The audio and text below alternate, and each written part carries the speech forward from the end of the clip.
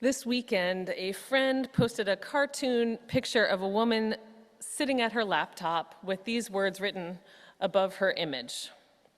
Quiz, are you even good enough to have imposter syndrome?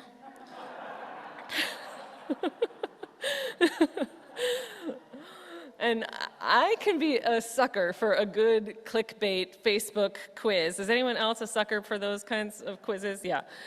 Particularly when I'm supposed to be doing something else, which I'm sure I was supposed to be doing. And I almost clicked on the post before realizing that it was entirely a joke.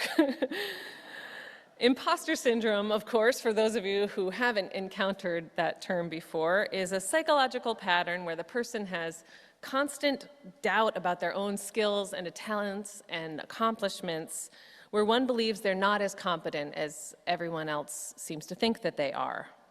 And this, of course, gives rise to the fear that someday everyone will suddenly see them clearly.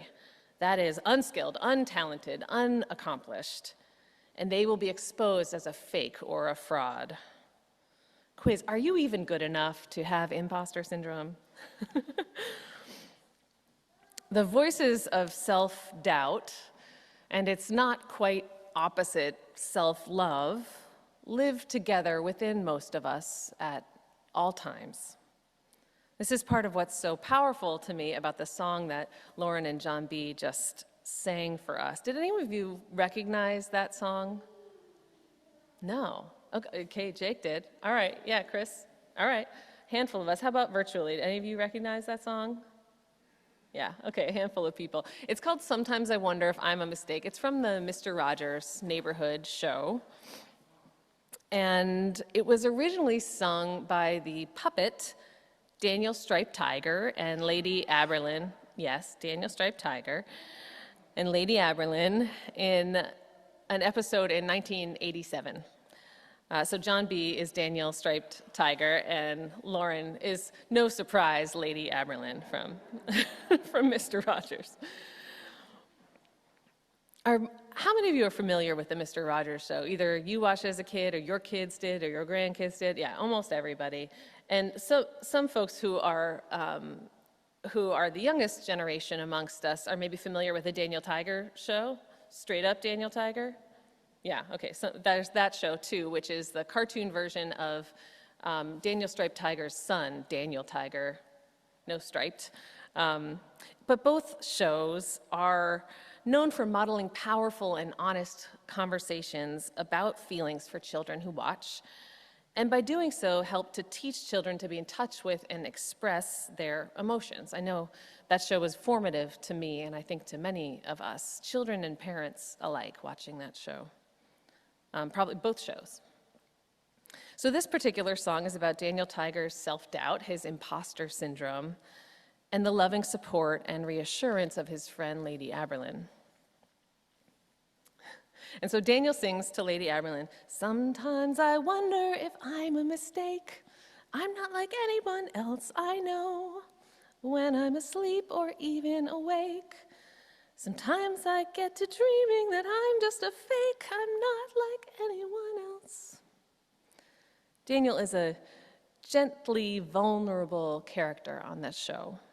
He's shy, but he's open about his feelings and able to ask for support from his friends when his confidence is low. Courage, if I've ever heard of it. And though Fred Rogers, Mr. Rogers, was the voice for most of the puppets on that show, his wife Joanne Rogers once said that Daniel was the real voice of Fred. I like to hear Fred Rogers in Daniel's voice. In the song, Daniel gives voice to his worries that he's a mistake, that he should be completely different from who he is, that because he doesn't know anyone just like himself, that maybe he's just a fake. And after Daniel's verse, his friend, Lady Aberlin, sings back to him. So Lady Aberlin, just a refresher course, because I know I need one. It was a long time ago that I was watching that show. Lady Aberlin was often the only human character in the neighborhood of make-believe where Daniel, the striped tiger, lived. And she was a loving, sort of big sisterly voice to many of the characters there. And so she takes his little puppet paw in his hand and she sings to him I think you are just fine as you are. I really must tell you I do like the person that you are becoming. Person, even though he's a tiger. I think you're just fine as you are. I really must tell you, I do like the person that you are becoming. And their two voices remind me forcefully of those two voices that live within me, at least, I think live within many of us, that self-doubt voice and that self-love voice. And though so much of what we hear and read about coping with self-doubt has to do with triumphing over self-doubt, the song finishes in a way that speaks to me more honestly about the way that those two voices live within us. It ends by simply the two voices singing together in a duet. Daniel doesn't change his own story of self-doubt after Lady Aberlin sings her message of love. His doubt remains. He sings the exact same words after she sings her love to him, and she sings the same words back to him, but the meaning changes when those two voices are singing together. Sometimes I wonder if I'm a mistake. I think that you are just fine as you are. When I spoke to some friends last week about what I would be preaching today, they each immediately said whether Daniel's voice or Lady Aberlin's voice is stronger in them. Do you all hear one of those voices more strongly in your head on a regular basis? Yeah. The self-doubt, the imposter syndrome voice, or the self-love, the assertion that you're fine as you are voice. I tend to hear Daniel's voice in my head, the self-doubt voice. But I was surprised to see some of my friends say that they hear Lady Aberlin's voice primarily in their lives. And though her voice is fairly balanced, she sings, I do like the person you're becoming, you are my friend, rather than, you're absolutely perfect, you never make mistakes, you should stay exactly the same forever. That would be a problematic message, I think, to give to a child. A friend brought up to me that balance is needed even when that voice of love is the dominant one within us. If we only ever hear a voice of self-love, I think you are just fine as you are, it can feel a little syrupy, right? Maybe a little complacent, maybe a little self-satisfied, maybe a little ego-centered. So no matter which voice is taking the lead in you, my friends reminded me, the goal is balance between them, is a duet between those voices, not rewritten lyrics or one voice screaming so loud the other is drowned out. Each voice carries something important within us. If we have huge self-doubt, we often don't try for the things that we want in life. As author Susie Kassem writes, doubt kills more dreams than failure ever will. Only doubting us makes us believe that we aren't worthy of achieving our goals, or even if we do, we'll never succeed anyway. Or we sabotage ourselves and our image in the eyes of others by failing to claim the space that is ours in the world and to model for each other what it means to truly value ourselves. On the other hand, if we have huge egos, or if we have unexamined privilege, or if we never look critically at ourselves, we can take up too much space in our relationships and in the world, right? We can fail to be empathetic to others. We can fail to grow. Never doubting ourselves sometimes creates as much defensive armor in us that we can shut off the possibility of life-giving transformation. Each voice carries something important within us. And we know that the consequences of being out of balance can be massive in our lives, particularly when that self-doubt voice is too large. At its worst, when the voice of self-doubt becomes too large, too loud in us, we can sink into depression. Or sometimes we try to escape through drugs or alcohol or other addictions. I noticed that this spiral feels responsible for the deaths of many celebrities who die by overdose or by suicide. For example, I think that many of his friends would say that the external sparkle of success of Saturday Night Live comedian Chris Farley, when paired with his massive, corrosive internal self-loathing and self-doubt, led to his overindulging in drugs and alcohol, and eventually to his death by overdose. A generation after Chris Farley, Saturday Night Live comedian Amy Poehler described this voice of self-doubt in her book, Yes, Please. She says, that voice that talks badly to you, it is a demon voice. This very patient and determined demon shows up in your bedroom when one day and refuses to leave, and you're maybe 6, or maybe you're 12, or maybe you're 15, and you look in the mirror and you hear a voice so awful and so mean it takes your breath away. It tells you that you're fat and ugly and that you don't deserve love. And the scary part is that the demon is your own voice. But it doesn't sound like you. It sounds like a strangled and seductive version of you, she says. Think Darth Vader mixed with a sexy Kathleen Turner. I might add to what Amy Poehler says that voice, which she calls a demon voice or a voice of self-doubt, is our own voice, but it doesn't really originally come from us. The demon voice and the self-loving voice, they both find their origin in the messages we receive as children, right? From our parents and our caretakers and our siblings and our peers, our mentors, our teachers, the messages of society as a whole.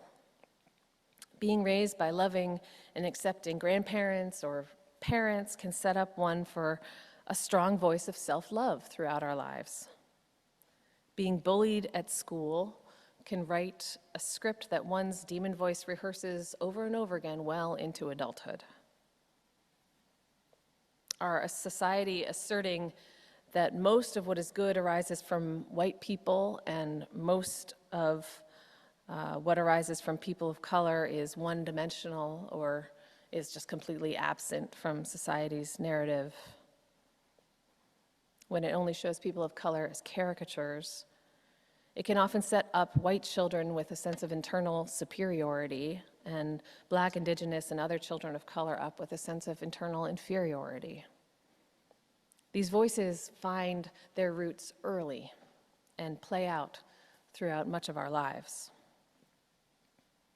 Amy Poehler says that there are tools that we can use to make that demon voice less primary in our lives, but that the voice never goes away.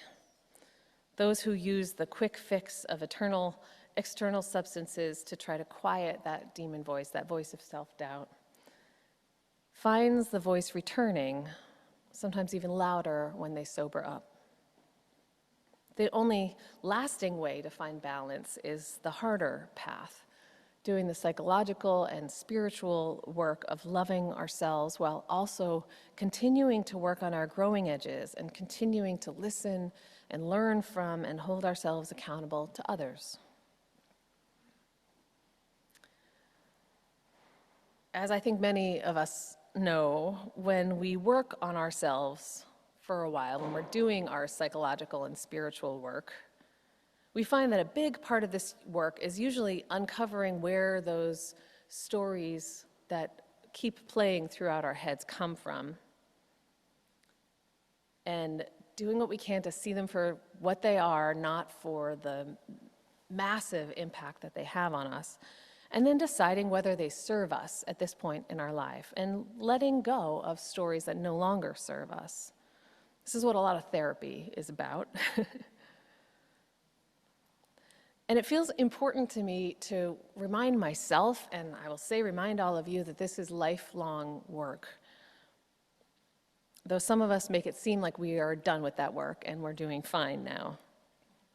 I remember in my previous congregation, I had a conversation with some of the teenagers, some of the youth in the congregation, and they were confident, they were put together, they were cool youth. And I asked them what they would want to hear from the pulpit, what kind of messages would be important to them to hear in worship. And these cool kids who were so much cooler than I was in high school, they said a service around body image would really mean a lot. They said, I mean, I know probably adults don't have to deal with body image stuff, but we really do at our age. It would be really helpful to hear a service about that. They thought that when you grow up, you have figured out all of your body image stuff. And looking at them, looking at how confident they are as teenagers, I thought that they had figured out all of their stuff. One of my mentors, when she was already at the peak, the pinnacle of her career in an incredibly high leadership role in her 60s, told me that she had to rewrite a stern letter to another organizational partner. She had to write it and then erase it and write it and erase it 3 times in order to take out the self-apologies and take out the things that she had written to try to make them more comfortable for doing something really problematic to her.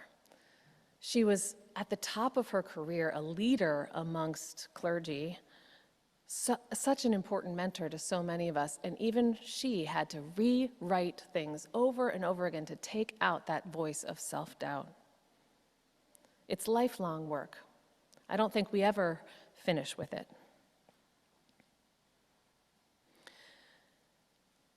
And so this service is about those voices, about doubt and love, and how when we're struggling to grow, to feel more worthy, or to take a more honest and critical reflection of ourselves, the work isn't about changing the lyrics. It's not about one voice triumphing over the other. It may not be that our core story changes. It just means that our solo needs to become a duet with a balanced voice, different kind of voice. And I think all of us do that in different ways. I'm not sure that there's a one solution for everybody. But I know that when I struggle to hear the Lady Aberlin voice, the voice of self-love, when I'm in doubt, I either literally ask someone to be that voice for me. My partner Kai's at the back of the sanctuary. I literally ask him every Sunday morning when I'm getting ready for church, it's gonna be okay, right? You believe in me, right? I have never once come into a sermon not having doubt about it. I'm not sure I've ever left after preaching a sermon and not had doubt about it still. And so I ask Kai to just tell me it's gonna be okay. Tell me that even if it's horrible, it's gonna be okay. My best friend, I do the same thing, and she does the same thing for me. So literally asking someone to be that voice for you, and sometimes it's the reverse. Sometimes you feel really good all the time about everything. You say, you know what, can you give me a reality check? Was that actually good, or did I really miss the mark on something? And your best friend is like, so you missed some of the marks. Finding a person who can be that voice for you, who's honest and who you trust, is one strategy that is really powerful if you can find that person. And if you can't find that person, or that person, you're not in touch with that person anymore, you can still imagine that person's voice. Even if you can't hear it in your own voice yet, you can hear their voice. You can hear even the voice that you would say to your best friend. If your best friend said, is it gonna be okay, no matter what, even if the sermon is terrible, will I still be okay? I would never tell them, I don't know, you may not be okay. I would always say, yes, of course, it will be okay. Just love them, it will be okay. And so hear your own voice that you would tell to someone you care about, because most of us are much better at offering that voice to others than we are to ourselves. Daniel Tiger says, sometimes I wonder if I'm a mistake. Maybe I'm too tame. I don't know anyone else like me. And on the Mr. Rogers Show website, they say that song speaks with Fred Rogers' message, whatever is mentionable can be more manageable. It's one of the themes in our family life. If we can talk about our feelings and concerns with a caring listener, we can find ways to make those difficult situations just a little bit more manageable. At the end of the song, in that 1987 episode of Mr. Rogers' Neighborhood, when Lady Aberlane was holding the paw of Daniel Tiger and looking into each other's eyes as much as a puppet can look into a human's eyes,